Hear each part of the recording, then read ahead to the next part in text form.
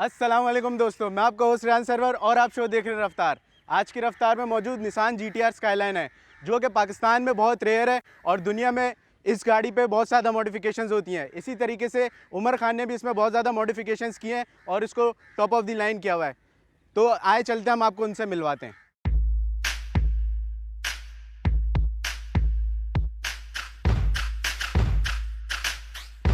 जी दोस्तों, तो हमारे साथ मौजूद है उमर खान अपनी खूबसूरत GTR स्काईलाइन के साथ। तो हम उनसे पूछते हैं कि सर आपने ये कब ली और इसमें क्या मॉडिफिकेशन है। वैसे तो ये गाड़ी मेरे वालिद साहब ने ली थी 2004 में। अच्छा। और उस वक्त तो शायद मेरी दाढ़ी मूंछ भी नहीं आई थी तो गाड़ी के बारे में तो कुछ पता भी नहीं था उस ज़माने में मुझे। लेकिन जैसे जैसे उम्र बढ़ती गई गाड़ी में इंटरेस्ट बढ़ता गया। तो 2004 में जब ये गाड़ी ली थी हमने, तो उसके बाद से लेके आज जो है 2019 हो गए, 15 साल हो गए। ये गाड़ी अभी तक जो है मेरे वालिद साहब इसको एज ए ट्रॉफी रखते हैं। अच्छा। और मुझसे कहते हैं कि भाई मैं चला जाऊँ लेकिन गाड़ी कहीं नहीं जानी चाहिए। अच्छा उमर, इस गाड़ी में ऐसी क्या खासियत है कि आपके वालिद साहब को भी इतना प्यार है और आपको भी इतना प्यार है कि आप लोग इसको इतना संभाल के और इतना इसकी टेक केयर करके आप लोग। आई थिंक ये गाड़ी ऐसी है कि शायद किसी के पास भी हो तो उस गाड़ी का ऐसे कोई टेक केयर करेगा। जहाँ आप GTR की बात करते हैं, स्काईलाइन GTR की, तो ये आई थिंक सब कार एंथुसियास्ट को पता होता है कि इससे ज़्यादा गाड़ी कोई दुनिया में मॉडिफाई नहीं हो सकती। बिल्कुल। ये वो गाड़ी है, R34 वो गाड़ी है जब इन लोगों ने इस गाड़ी का नाम गॉडजिला रखा था। गॉडजिला रखना शुरू कर दिया था कि हाँ गॉडजिला है। तो ये वो गाड़ी है। तो ये चाहे गाड़ी मेरे पास हो या आपके पास हो, किसी भी कार के पास हो, वो उस गाड़ी को इतना प्यार करेगा कि किसी को प्यार नहीं करेगा। तो गोज़ विदाउट सेइंग की गाड़ी जिसके भी पास हो वो उसकी खुशी। अच्छा उमर, जब ये गाड़ी स्टॉक आती है तो इसकी हॉर्स पावर बहुत कम होती है, तो आपने अभी इसको मॉडिफिकेशंस किए, तो आप हमारे व्यूअर्स को ये बताएं कि इसमें आपने क्या मॉडिफिकेशंस किए हैं और अब ये कितनी HP हो गई है। वैसे तो ये गाड़ी जो है out of factory 400 horse power होती है, लेकिन ये निस्मो से जो है ट्यून्ड है। अच्छा। तो उसके बाद ये गाड़ी जो है 550 हॉर्स पावर हो जाती है। बिल्कुल, अभी हो गई है। इसके बाद जो है इसमें और बहुत कैपेसिटी है कि आप उसको बढ़ा सकते हैं up to at least 1200 horse power. तो व्यूअर, जैसे हमें उमर बता रहे हैं कि ये गाड़ी अराउंड 1200 HP तक जा सकती है, जिसका मतलब बहुत ज़्यादा है कि ये एक किसी भी नॉर्मल सुपराज वगैरह को बहुत इजीली कम्पीट कर सकती है, बीट कर सकती है। बिल्कुल, सुपराज से अगर आपसे कंपेयर करेंगे तो इसमें सबसे बड़ा जिसका एडवांटेज है कि वो 4 व्हील है और सुपर जो है वो 2 व्हील है। तो जहाँ सुपरा वाला खड़े वाला रोल कर रहा है, इतने में आप उसको एक पोल का मार्जिन दे देंगे। बिल्कुल। तो अच्छा, इसमें और ऐसी क्या मॉडिफिकेशंस हैं जो ये नॉर्मल स्टॉक निस्मो से स्काईलाइन से काफ़ी बेहतर इसका सस्पेंशन भी चेंज हुआ हुआ है। अच्छा। इसमें रेसिंग सस्पेंशन लगा हुआ है, तो अगर आपको एक ट्रैक पे गाड़ी चलानी है तो इसके लिए भी बहुत अच्छी है। अच्छा। GTR बिल्कुल। और उसके अलावा जो है ड्राइव के लिए तो आपको पता ही है गाड़ी की परफॉर्मेंस जो है वो आउट ऑफ द वर्ल्ड होती है। तो स्पेशली ये 2 चीज़ें इसके लिए गाड़ी इस्तेमाल होती है। ड्रिफ्टिंग के लिए इसलिए नहीं हो सकती क्योंकि 4 व्हील है, आप करना चाहें तो जगह ज़्यादा बड़ी होनी चाहिए। ड्रिफ्टिंग में 2 व्हील में ज़्यादा मज़ा आता है, तो इसलिए आप कर सकते हैं, लेकिन ये उस पर्पज़ के लिए नहीं है। तो अच्छा उमर, ये बताओ कि हर जवान लड़के के दिल में ख्याल आता है कि यार आपके पास ये गाड़ी है तो आपने इसमें टॉप स्पीड क्या की होगी। यार वैसे तो मेरे वाले साहब सुन लेंगे, मैं बता नहीं सकता।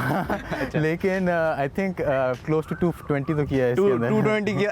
ऐसा कौन सा रोड था कराची में जहाँ पे ये जा सकती है? ये फजर के बाद शार फैसल थी। अच्छा।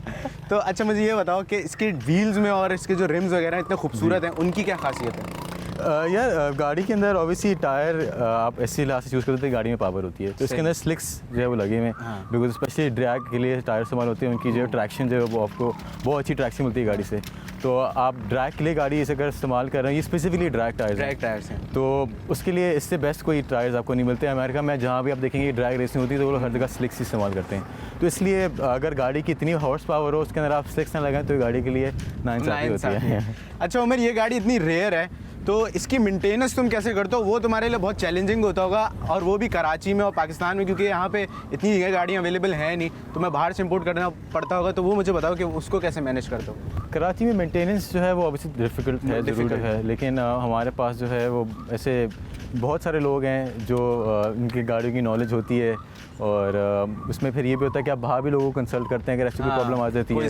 आप जाते हैं, आप ट्रैवल करते हैं, आप कभी सामान वहाँ से इंपोर्ट करके मंगवा लेते हैं, यहाँ पे आपके पास लोकल लोग होते हैं, मंगवा लेते हैं। लेकिन ऑब्वियसली रिसर्च करनी पड़ती है चीज़ों के बारे के अंदर, आपको बहुत सफिशिएंट नॉलेज मिलती नहीं है यहाँ स्पेशली। जहाँ तक डायनो वगैरह की है, अब वो चीज़ें खुलनी शुरू हो गई हैं, पहले वो नहीं थी, तो लोग जो है वो उसको बस अपने ही अंदाजे से अब परफेक्शन बहुत चीज़ों में आनी शुरू हो गई है। तो as compare 10 years to before आज जो है वो उसके लिए हमारे पास बहुत ज़्यादा जो है वो जगहें मौजूद हैं, हम जाके कर सकते हैं। तो अब is relatively easier. 10 years back was very बहुत डिफिकल्ट था, और उसको इस कंडीशन में अब तक मेंटेन रखना ये बहुत बड़ा एक चैलेंज है। ऑब्वियसली जब मतलब आप मेरे साथ बैठी हुई आपने देखा गाड़ी अगर 5900 चली हुई है तो, एग्जैक्टली तो आप समझ लें कि गाड़ी की मेंटेनेंस और गाड़ी की जो है वो सफाई सुथरा रखने में कितना जो है वो दिल चाहिए होता है, उसके लिए आप दिल से गाड़ी साफ़ करते हैं। अच्छा उमर, मुझे ये बताओ कि तुम कोई स्पेशल फ्लूइड यूज़ करते होगे जिससे गाड़ी की परफॉर्मेंस अच्छी होती होगी और गाड़ी अच्छा परफॉर्म करती होगी, तो ऐसी क्या खासियत इसमें जो जहाँ तक फ्लूइड की बात है तो I think mobile one is probably the best one जो हमारे पास अवेलेबल होता है। ठीक है। जहाँ आप रैलीज़ की बात करें या आप कोई भी ऐसे हाई परफॉर्मेंस गाड़ी की बात करें तो उसके अंदर ऑब्वियसली लुब्रिकेशन वगैरह बहुत ज़्यादा मैटर करती है। तो I think mobile one is the premium choice here. और अगर आप हाई ऑक्टेन की बात करें तो उसके अंदर जो है आप ऑक्टेन बूस्टर वगैरह इस्तेमाल करते हैं ताकि आपको जो है वो एक अच्छा उससे पेट्रोल का बूस्ट मिल सके। तो ये तो बहुत गलत सवाल होगा, मैं अगर तुमसे इसका एवरेज पूछूं एवरेज तो एवरेज से शायद कैलकुलेट नहीं किया होगा। अच्छा मुझे ये बताओ कि फर्दर इसकी बॉडी में कोई मॉडिफिकेशंस करने जा रहे हो या बॉडी में इसमें मॉडिफिकेशन ऑब्वियसली कर नहीं सकते बिकॉज गाड़ी वैसे ही ज़मीन कराची के हिसाब से बहुत ज़्यादा लो है। और आप गाड़ी को जितना लो करते हो उतना सस्पेंशन में आपको हार्ड करना पड़ता है, तो गाड़ी के अंदर फिर आप सारे फैसले भी उछल के जा रहे होते हैं, तो वो बहुत इनकन्वीनियंट होता है, आप गाड़ी को इतना इस्तेमाल नहीं कर सकते। तो बॉडी वाइज तो ऐसी कोई मॉडिफिकेशन नहीं है। बहरहाल इंजन में इसको आप ऑब्वियसली और कर सकते हैं, अपग्रेड कर सकते हैं। बिल्कुल हमारा प्लान है, अच्छे टर्बोज डाल सकते हैं। बिल्कुल आप बड़े टर्बोज डाल सकते हैं इसके अंदर। और अभी हमारा प्लान है कि हम इसको जो है थोड़ा सा और अपग्रेड करेंगे। ये कितनी तक चली जाएगी ये डायनो के बाद ही पता चलेगा। अच्छा ये दोस्तों ये आप लोगों के लिए सरप्राइज है, हम आपको ये नहीं बता रहे कि इसको कितना HP और बढ़ाएंगे, वो इंशाल्लाह अगर कभी फिर टाइम मिला तो उमर हमें बताएंगे कि इसको कितना HP किया है और इसकी हम आपको सही से रन और परफॉर्मेंस दिखाएंगे। ऐसा ही उमर? बिल्कुल डेफिनेटली। अच्छा उमर ये बताओ कि इनसाइड गाड़ी जो है तुम्हारी बहुत क्लीन है और स्मूथ है, तो मुझे ये बताओ कि इसमें नॉच शॉच डालने का मूड है? नहीं, नॉच डालने का बिल्कुल भी मूड नहीं है कि वो इंजन पे जोर डलता है। नॉच जो है वो गाड़ी का इंजन बेसिकली हार्म करता है। दो स्कूल ऑफ थॉट्स हैं। तो मतलब जो एंजॉय करना चाहता है वो नॉच एंजॉय करता है, लेकिन गाड़ी उसके बगैर भी बहुत अच्छी चलती है, बहुत पावरफुल होती है। कराची में ऐसे रोड्स कहाँ हैं जहाँ हम इतनी ड्रैग रेस लगा के उसको नॉच लगा रहे हो, तो आई डोंट थिंक कि आपको इंजन पे ऐसा जोड़ना चाहिए। अच्छा R34 जो है वो बहुत ही ज़बरदस्त जनरेशन थी निसान की स्काईलाइन की, अब इन्होंने 35 निकाली है, तो क्या तुम्हारा मूड है कि तुम 35 पे जंप करोगे? 35 जंप करेंगे तो फिर इसके साथ ही जंप करेंगे। अच्छा, ये भी होगी 35 होगी तभी मज़ा आएगा। ऐसे नहीं कि इसको बेसिक 35 लेंगे बिकॉज ऑब्वियसली अब जो 35 आती हैं वो आती हैं सेमी ऑटोमेटिक आती हैं, वो मैनुअल वाला अब उसके अंदर जो है वो प्रोविजन नहीं है। मैनुअल गाड़ी होती है ऑब्वियसली।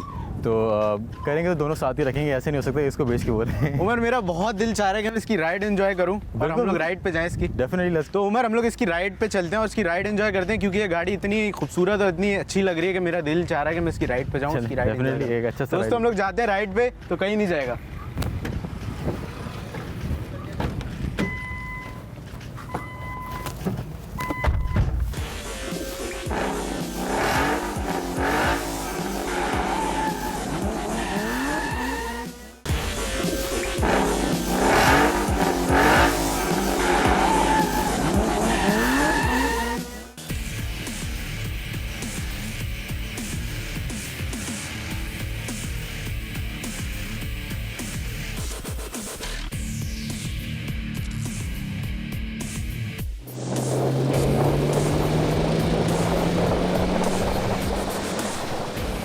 जी दोस्तों, तो इस वक्त हम स्काईलाइन GTR की राइड एंजॉय कर रहे हैं और मैं आप लोगों को बताता चलूँ ये गाड़ी इतनी रेयर है पाकिस्तान में कि शायद ही आपको कराची में 1 या 2 नज़र आए, और मुझे बहुत मज़ा आ रहा है इसकी राइड एंजॉय करते हुए। तो मैं उमर से पूछता हूँ, उमर इसके इंटीरियर में सबसे खास बात तुम्हें क्या लगती है?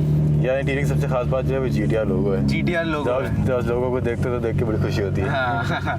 अच्छा उमर, जब तुम ये गाड़ी तुम्हारे वालिद साहब ने ली तो उनके माइंड में क्या था कि यही गाड़ी इंपोर्ट कर रही है, इसके अलावा उनके दिमाग में कोई ऑप्शंस थे उस टाइम में? नहीं, मेरे वाले साहब को जो है वो GTR हमेशा से पसंद आई है। अच्छा। और उससे पहले इनके पास R33 भी थी। अच्छा। तो अब जो है वो उसके बाद वो उन्होंने फिर बेची, तो उनका इसका मूड बना और जापान से जब गाड़ी जो है उन्होंने वहाँ बाय आउट करी तो उन्होंने फ़ौरन कर ले आया कराची, बिकॉज उनकी जो फेवरेट चॉइस थी वो हमेशा से। क्योंकि ये एक फास्ट एंड फ्यूरियस जो जिन लोगों ने देखी हुई है तो वो शायद बेहतर जानते हैं कि उसी थीम पे बनी हुई है जो पॉल वॉकर ड्राइव करता था, तो ये उसी थीम पे गाड़ी बनी हुई है। अच्छा उमर ये बताओ कि उस ज़माने में इस गाड़ी में क्लाइमेट कंट्रोल AC और ये सारा मल्टीमीडिया सिस्टम जो है ये कंपनी ने दिया, तो ये कितना कूल है? वैसे अगर आप बात करें तो अर्ली 2000 में मुझे याद है R33 जो हमारे पास थी, तो उसके अंदर जो है वो वाला वाले साहब ने लगाया हुआ था डिस्कनेक्ट करके स्क्रीन वो पुरानी वाली होती थी, बिल्कुल मुझे वो आज तक याद है, इसी के इवेंट्स भी कवर कर लेती थी। बिल्कुल यही था। तो उसके बाद जब ये प्रिविलेज आई थी तो बड़ी खुशी होती थी कि भाई ये तो बहुत एडवांसमेंट हो गई है। अब तो गाड़ी का पूरा पैनल ही स्क्रीन आता है। तो मुझे उमर ये बताओ कि फर्दर इंटीरियर में कोई चेंजेस करने जा रहे हो या नहीं? नहीं, इंटीरियर में चेंज नहीं करने की, इस गाड़ी जो है वो जितनी ओरिजिनल है उस गाड़ी का अपना मजा होता है। बिल्कुल आप गाड़ी की एक्सटीरियर के साथ इंजन का जितना आप केयर्स कर सकते हैं उसको करें, लेकिन आई प्रेफर कि गाड़ी अंदर से जो उसकी नेचुरल फॉर्म है वो वही रहनी चाहिए। अच्छा उमर, जैसे कि तुम एक कार एंथुसियास्ट हो, मैं तुमसे पूछना चाह रहा हूँ, ये जो सीट्स होती हैं बेसिकली इनका पर्पस क्या होता है एक स्पोर्ट्स कार के अंदर? ये बकेट सीट्स होती हैं और इसका सबसे ज़्यादा फ़ायदा ये होता है कि आप जब इसके अंदर बैठते हो तो आप इसके अंदर फिट हो जाते हो एज ए बकेट। तो उसके अंदर जब अगर आप कोई गाड़ी आपको रेसिंग करनी है या स्ट्रीट रेसिंग आपको करनी है तो उसके अंदर आप सीट में ऐसा फिट होते हो कि आप मूवमेंट नहीं हो सकते। आप गाड़ी को भगा रहे हो तो उसके अंदर जी फोर्स होती है, आप गाड़ी को लेफ्ट एंड राइट कर रहा होता है आपको, तो इसलिए बकेट सीट्स आप प्रेफर करते हैं। इवन रैली के अंदर जब हम जाते हैं तो उसके अंदर बकेट सीट्स होती है ताकि आप उसमें कंफर्टेबली फिट हो जाएं और आप ज़्यादा मूव ना कर पाएं। उनकी बिल्कुल वो वाली जो बकेट सीट्स होती हैं उनके अंदर तो बाकायदा सीट्स के अंदर से बेल्ट सारी होती है, 5 पॉइंट हार्नेस होता है ताकि आप कहीं भी मूव ना हो सकें, क्योंकि गाड़ी बाउंस हो रही होती है, सब कुछ हो रहा होता है। इसके अंदर भी जब आपने स्ट्रीट सस्पेंशन लगा दिया है तो उसके अंदर फिर आप गाड़ी को अगर आप ट्रैक के अंदर चला रहे हैं तो गाड़ी के अंदर जी फोर्स होती है, खासी होती है कि वो आपको इधर उधर गिरा सकती है। तो बकेट के अंदर जाके बिल्कुल फिट हो जाते हैं, वो आपके लिए पर्सनलाइज एक तरीके से जो है सीट होती है। अच्छा उमर, जो निसान ने उस टाइम पे इस गाड़ी में सेफ्टी फीचर्स क्या दिए थे अगर हम कंपेयर करें आपके ज़माने से, तो सेफ्टी फीचर्स क्या है इस गाड़ी के? सेफ्टी फीचर की सबसे पहले आप बात करेंगे तो ऑब्वियसली आपके जहन में एयर बैग आता है। तो इसके अंदर ऑब्वियसली पुरानी गाड़ी तो उन्होंने उस हिसाब से पैसेंजर एयर बैग और यहाँ एयर बैग दिए हैं। हाँ बिल्कुल। उसके अलावा उन्होंने सीट बेल्ट वगैरह दी है जो कराची में ज़्यादा पहनने का जो है वो फैशन है नहीं। सही बात है। लेकिन इसके अलावा आई डोंट थिंक उन्होंने ऐसा कुछ गाड़ी को जो है सेफ्टी प्रिकॉशन जो है उस वक्त इतने ज़्यादा होते भी नहीं थे उस ज़माने के लिहाज से, लेकिन जो भी है वो भी बहुत अच्छे हैं। बिल्कुल बिल्कुल बिल्कुल। अच्छा उमर, मैं एक चीज़ और पूछना चाहता हूँ, जितनी फास्ट गाड़ी जाती है उतना उसको तेज़ से रुकना भी चाहिए, बिल्कुल। तो उसके लिए ब्रेकिंग सिस्टम अच्छा होना चाहिए। ऑब्वियसली ब्रेक सिस्टम आपके लिए बहुत अच्छा होना चाहिए। आपकी ब्रेक डिस्क और आपके जो सारे ब्रेक शू होते हैं वो स्पोर्ट्स होते हैं, वो जो है बिल्कुल वो एक हाई परफॉर्मेंस होने चाहिए। और इसके अंदर जैसे ब्रेम्बो के ब्रेक्स लगे हैं। ब्रेम्बो ब्रेक्स इस वक्त मैं आपको दोस्तों बताते चलूँ वर्ल्ड फेमस है और हाईली रिकमेंडेड होता है किसी भी स्पोर्ट्स कार के लिए कि वो ब्रेम्बो यूज़ करें, क्योंकि उससे अच्छा भी कोई है नहीं उमर, ऐसे ही है? बिल्कुल, ब्रेम्बो के अलावा जो है प्रेफरेंस और कोई होती नहीं है। हाँ। अच्छा मुझे ये बताओ कि निस्मो क्या है? निस्मो क्या कोई ऐसी ट्यूनिंग कंपनी है जो गाड़ियाँ ट्यून करती है? बिल्कुल, निस्मो जो स्पेसिफिकली अगर आप आप बिल्कुल जो आप ऐसी बात करें तो निसान स्पेसिफिक ही है और वो जो स्काईलाइंस को ज़्यादा मॉडिफाई करते हैं, तो इसलिए जो है वो इस स्काईलाइन का ज़्यादा फेमस है। बीच में जो है इनकी एक जूक आर भी आई थी, अगर आप उसका नाम सुना हो। वो जूक इनकी छोटी सी गाड़ी जिसमें उन्होंने जो है वो GTR का इंजन डाल दिया था। अच्छा। हाँ बिल्कुल, अगर आप उसको गूगल करेंगे तो देखने बहुत इंफॉर्मेटिव चीज़ है जो मुझे उम्र से पता चल रही है कि उसमें उन्होंने GTR का इंजन डाल दिया। बिल्कुल, जूक आर नाम है उस गाड़ी का, और वो जो है वो निसान वालों ने उसको जो है एक्स्ट्रा ऐसी मॉडिफाई कर रहा था उसको ऐसी, I think from marketing stunt, और उन्होंने उसके अंदर GTR का इंजन डाला था and that car is exceptional. Crazy हो गई होगी वो, क्योंकि वो गाड़ी है भी बिल्कुल छोटी सी।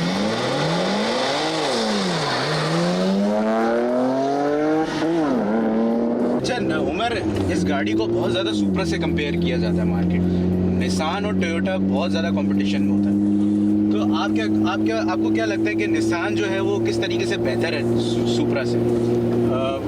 मैंने पहले ही बोला था कि ऑब्वियसली प्रेफरेंस की बात ज़रूर होती है हर किसी की, लेकिन एक गाड़ी 4 व्हील और एक गाड़ी 2 व्हील उसमें जो है वो काफ़ी ज़्यादा फ़र्क आ जाता है। बिकॉज आप अगर आप स्टैंड स्टिल गाड़ी का अगर आप ड्रैग रेसिंग कर रहे हो तो उसके अंदर 4 व्हील का जो है वो एक काफ़ी बेहतर एडवांटेज होता है।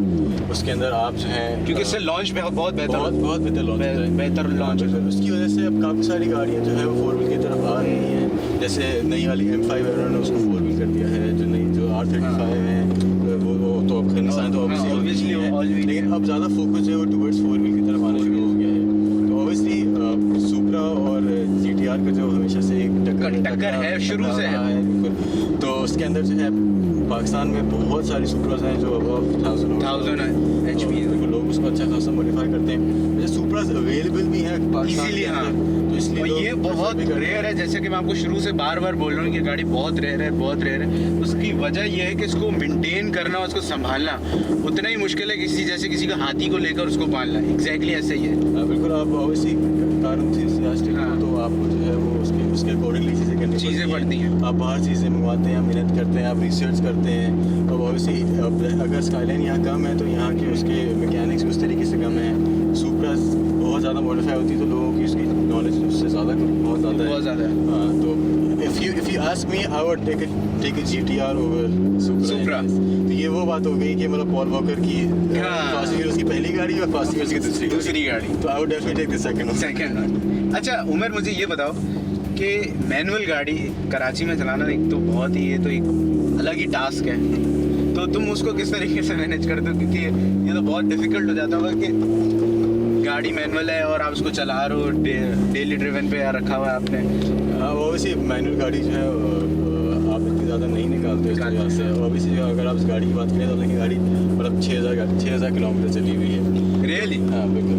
तो उस व्यूअर्स, ये भी एक सुनने वाली बात है कि गाड़ी अभी तक, कौन सा मॉडल है ये तो 2004 से अब तक ये गाड़ी 6000 चली हुई है, आई गेस 6000 चली हुई है। तो ये भी एक, अगर आप इसको एज अ कंपटीशन अगर आप कहीं लेके जाएं तो ये गाड़ी शायद इसका ये प्राइस भी वॉन कर ले कि अभी तक इसकी पूरी गाड़ी ओरिजिनल है। इसकी बहुत बड़ी बात ये है कि ऑब्वियसली मैनुअल गाड़ी आप कहाँ नहीं चला सकते। तो ऑब्वियसली जितना शौक होता है कराची उसको उतना ही चला सकते हैं।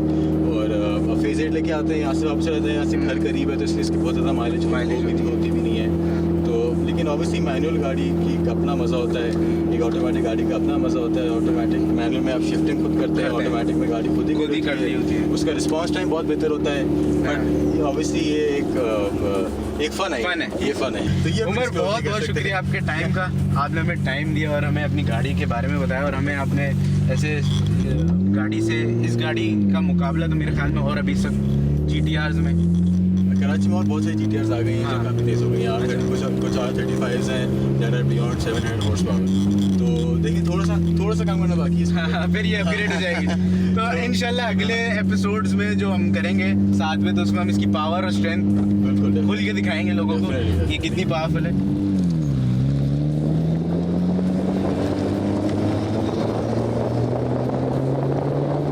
उम्मीद है आपको एपिसोड पसंद आया होगा। हमने आपको मैक्सिमम नॉलेज दी है GTR के बारे में। अगले हफ्ते एक नई व्हीकल्स के साथ हाजिर होंगे। तब तक के लिए मुझे दीजिए इजाज़त। खुदा हाफिज़।